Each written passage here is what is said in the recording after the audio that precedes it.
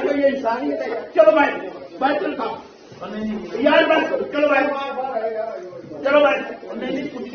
यार मैं क्या कह रहा हूँ,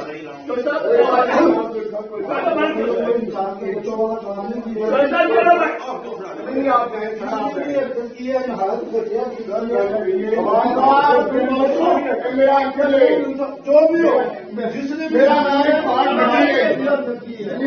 पट्टी ना मैं कहता ना तेन पता लगेगा तो नहीं भी बनवाया इसे इस चीज का पता लगेगा बहुत जाके बिना देख नहीं मारना बहुत तेरा देख करना मार ठीक है चलो ना,